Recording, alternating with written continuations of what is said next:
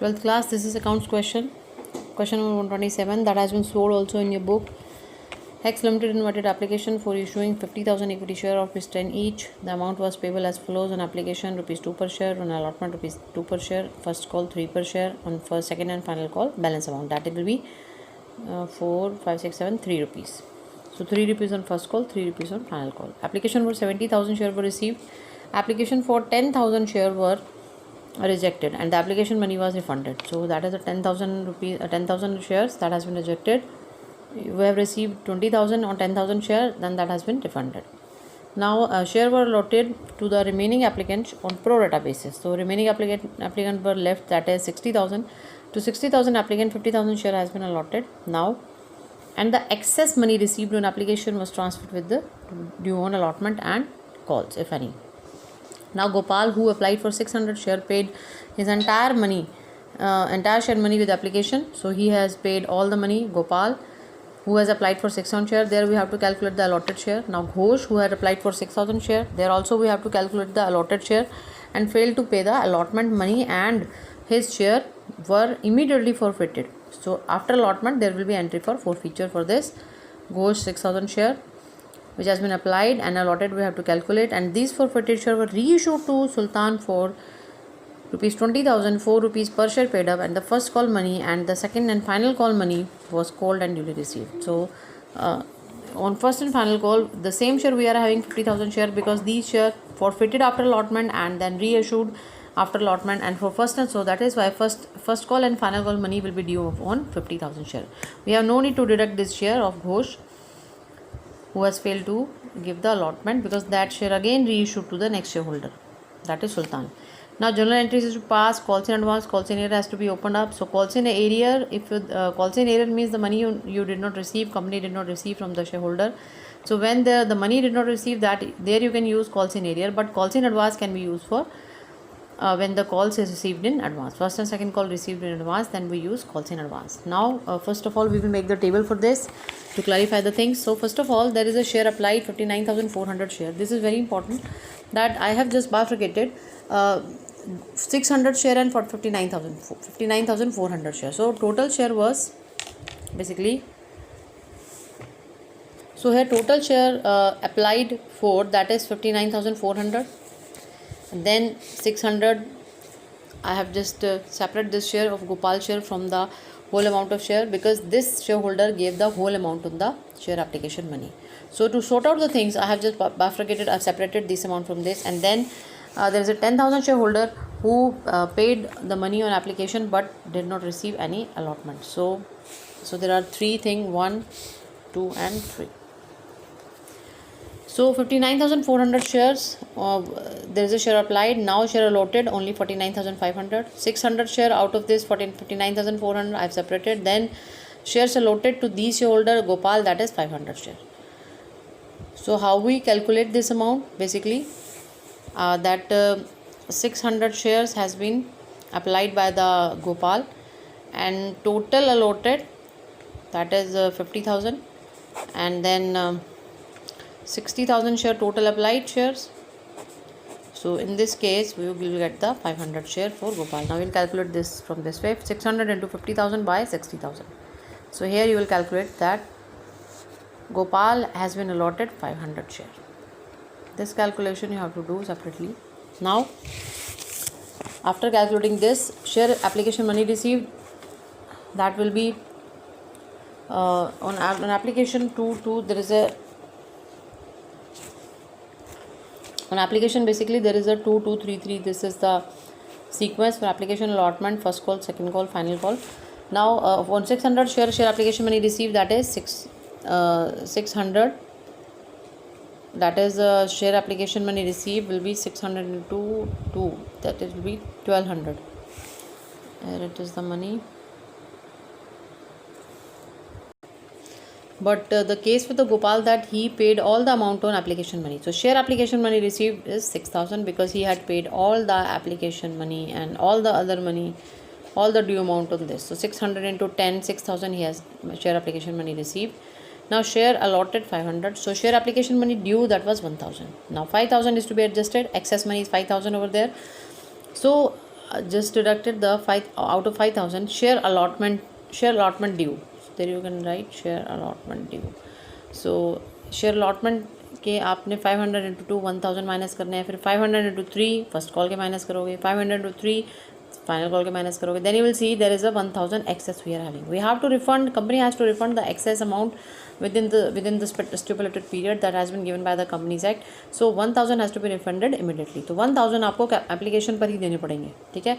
यहाँ पर आप 1000 आप 600 के लिए वापस कर रहे हो, और इस 10,000 शेयर पे आप कितना रिफ़ंड कर रहे हो, 20,000, यानी कि 20,000 ये आप 21,000 का रिफ़ंड दिखाओगे, ठीक है. और एक 6,000 शेयर होल्डर हैं, घोष के हैं. Ghosh has been applied for 5,000. Same तरीके से ही आप घोष के शेयर होल्डर भी इस तरह से शेयर्स निकालोगे. 6,000 applied is given, so total allotted upon total applied, this formula will go on, and then you will get 6,000 upon 60,000. Yes.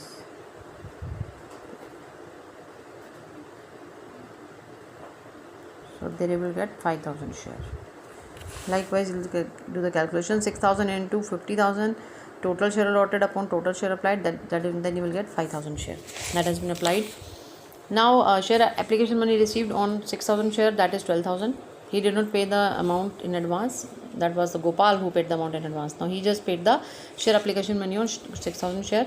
Now 10,000 application money was due on 5,000 because 5,000 share has been allotted. So 5,000 into 2, 10,000 is there.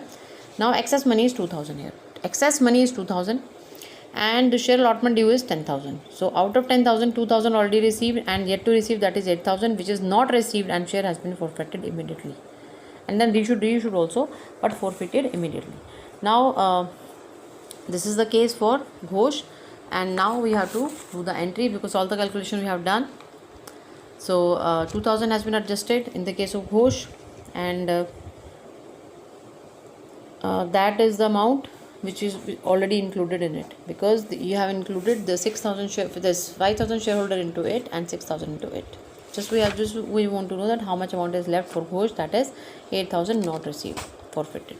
So this is the table you have to follow. Now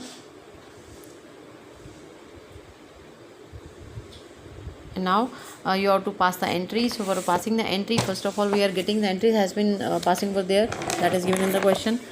Bank account debit to equity share application account. So 1,44,800. So how you will get the 1,44,800? There you will get 1,40,000, 7,000 share. 70,000 shares are there, and there you have received the application money for 70,000 share. Now 6,000 share you got the excess amount, 6,000 into 8. देखो इस 70,000 में 6,000 included है, तो आपको 1,40,000 मिल गए 70,000 into 2 पे. और 6,000 share holder जो थे आपके, जिन्होंने 6,000 के लिए अप्लाई किया, उन्होंने साथ में 6,000 के हिसाब से आपको 8 रुपीज़ और सबमिट करा दिए. तो you will gate application money 1,44,800. इसको दोबारा समझो. आपको 70,000 शेयर होल्डर ने अप्लाई किया, इन्होंने आपको 1,40,000 सबमिट करा दिए, और इस 70,000 में से जो 6,000 शेयर थे किसके, यहाँ पर आपके जो 600 शेयर्स थे,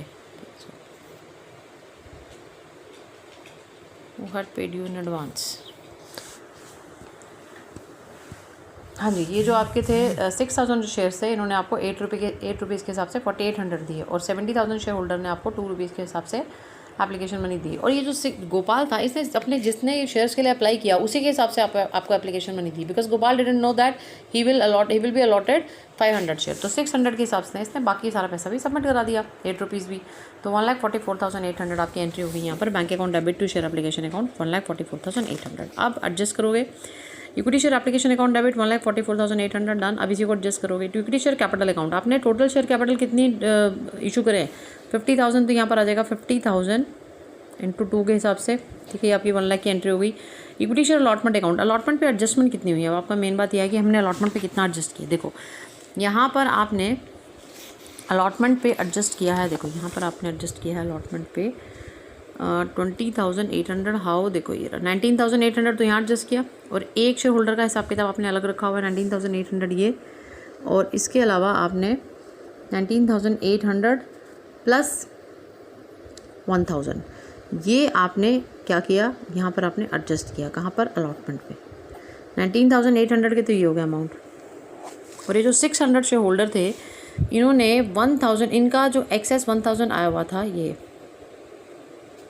ये प्लस करोगे अलॉटमेंट में, क्योंकि आपको जो 59,400 शेयर होल्डर थे उन्होंने तो आपको सबमिट करा दिए, एक्सेस अमाउंट जमा कराया 19,800, लेकिन जो 600 हैं उन्होंने आपको सब डिपॉजिट कराए 1000 और, क्योंकि इन्होंने सारा का सारा पैसा अलॉटमेंट पे दे दिया। This is the amount. Excess amount तो आपने एडजस्ट कर दिया, लेकिन उसके अलावा जो अमाउंट रह गया 1000 का, ये आपका है अलॉटमेंट का अमाउंट। इसका 600 शेयर होल्डर का 1000 का अलॉटमेंट एडजस्ट हुआ है, और 59,400 का 19,800 एडजस्ट हुआ है।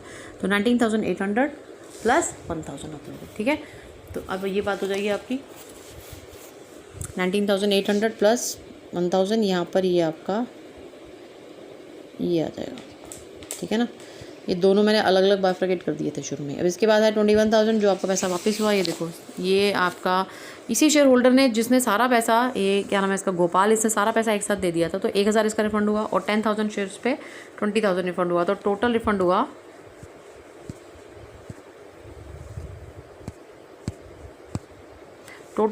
आपका 21,000। टोटल आपका 21,000 यहाँ पर रिफंड हो रहा है, ठीक है।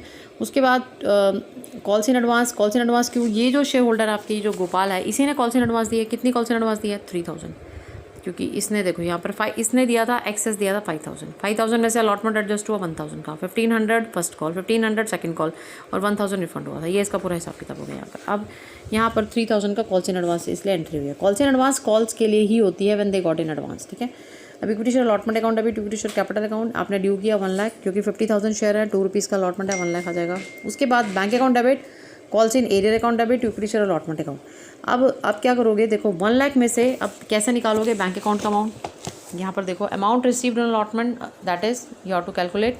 सबसे पहले ड्यू ले लोगे, ड्यू है 1 lakh, less adjusted for 59,400, 59,400 shares के लिए आपने एडजस्ट किया है ये जो एक्सेस अमाउंट आया था 19,800, ये माइनस कर दोगे, क्योंकि ऑलरेडी एडजस्ट हो चुका था, तो मिलेगा नहीं। फिर not to receive on allotment, आपको नहीं मिला पैसा। 6000 जो शेयर होल्डर थे घोष के, उसमें आपको अलॉटमेंट नहीं मिला, जो भी आपको मिलना चाहिए था। आपको yet to receive on allotment. अब घोष के शेयर थे 6000, 5000 कैलकुलेट कर दिए थे, एक्सेस अमाउंट 2000 आया था, 8000 not received on allotment and forfeited. 8000 यहाँ से माइनस करोगे। अब माइनस करोगे एडजस्टेड फॉर 600 शेयर। अब 600 शेयर्स के लिए आपने 1000 का पैसा एडजस्ट किया हुआ है। मैंने 600 जानबूझ के इसमें से माइनस कर दिए, क्योंकि इनका जो अमाउंट है अलॉटमेंट पे एडजस्ट वो डिफरेंट है, और 600 का अमाउंट अलॉटमेंट पे एडजस्ट डिफरेंट है, क्योंकि इनका सिर्फ उतना ही पैसा अलॉटमेंट पे एडजस्ट है जितना एक्सेस आया हुआ है, और 600 शेयर होल्डर का सारा पैसा अलॉटमेंट पे एडजस्ट हो चुका है, एप्लीकेशन पे अलॉटमेंट एडजस्ट हो चुका था, पूरा का पूरा अलॉटमेंट। अब यहाँ पर एडजस्टेड फॉर 600 शेयर्स, या मैं कहूँगी एडजस्टेड फॉर 500 शेयर्स बेसिकली, क्योंकि यही आपने अलॉट किया है, इसी पर अलॉटमेंट ड्यू होगी। तो 1000 आपका एडजस्ट हो चुका, that then you will get the 71,200 on allotment. और एंट्री आपकी क्या हो जाएगी, बैंक अकाउंट डेबिट 71,200 जो आपको मिले, कॉल्स इन एरियर जो आपको घोष ने नहीं दिए पैसे 8000, और बाकी अमाउंट आएगा इक्विटी शेयर अलॉटमेंट में, दैट इज 79,200। अब आएगा आपका equity share capital account debit. अब ये आपकी फॉरफीचर की एंट्री है, क्योंकि उसने बोला अलॉटमेंट के साथ, अलॉटमेंट के एकदम बाद फॉरफिट हो गए। तो equity share capital account debit 20,000, आपके जो शेयर फॉरफिट हुए हैं वो घोष के शेयर फॉरफिट हुए हैं, और वो हैं 5000 के, ठीक है, क्योंकि इसने आपको अलॉटमेंट का पैसा नहीं दिया था। तो कॉल्ड अप मनी से आप इसको शेयर फॉरफिट करते हो। तो कॉल्ड अप मनी आपकी आती है बेसिकली एप्लीकेशन और अलॉटमेंट 4 रुपीज़ के हिसाब से। कॉल्स इन एरियर, जो आपने कॉल्स इन एरियर में डाला हुआ ऊपर, ये जो आपका था अलॉटमेंट का जो पैसा आपको नहीं मिला, उसने बोला ओपनिंग कॉल्स इन एरियर, तो आपने कॉल्स इन एरियर में डाला हुआ इसको 8000 को, यहाँ दिखाओगे कॉल्स इन एरियर 8000, क्योंकि आपको जो अलॉटमेंट नहीं, यहाँ पर आपने कॉल्स इन एरियर अलॉटमेंट के लिए ओपन किया था। Then share forfeiture account जो आपको पैसा मिल गया, दैट इज़ 12,000 यू गॉट, ठीक है। 5,000 इंटू 4 तो हो गया आपका ये, और 5,000 इंटू 4 तो हो गया आपका, और एप्लीकेशन पे ही 6000 के हिसाब से मिला हुआ है। देखो ये मिला हुआ है 6000 के हिसाब से, 12,000 आपको रिसीव हुआ पड़ा, 2000 आपने एडजस्ट कर लिया था, 12,000 यू रिसीव। तो that is share for future. Premium है नहीं इसके अंदर, तो इसलिए आप इसको सीधा दिखा दोगे। अब ये इसने शेयर इशू कर दिए सुल्तान को इसने इशू किए 4 रुपीज़ पेडअप, समझ के देखो 4 रुपीज़ शेयर पेडअप। पेडअप का मतलब यही मान ले कि इतने ही पैसे दे दिए और इतने ही पैसे आपके अभी तक की बाकी हुई पड़ी है, यानी कि अभी तक आपने अलॉटमेंट तक कॉल किया।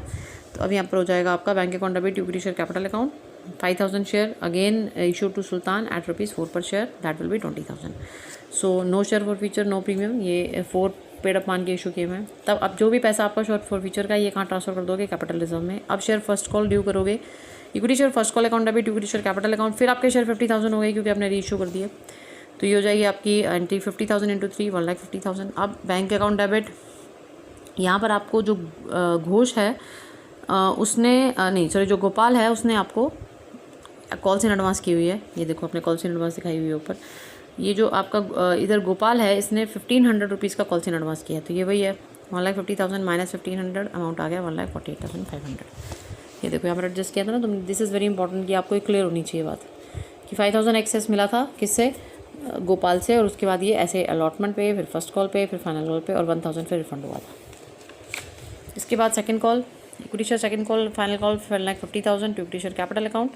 ये भी ऐसे ही है क्योंकि इसी गोपाल ने ही कॉल इन एडवांस दिया था। तो bank account debit call in advance account debit to equity share first and final second and final call, ये भी 1,500 यहाँ पर एडजस्ट हो जाएंगे। ठीक है, ये यहाँ से आपको पता चल रही बात।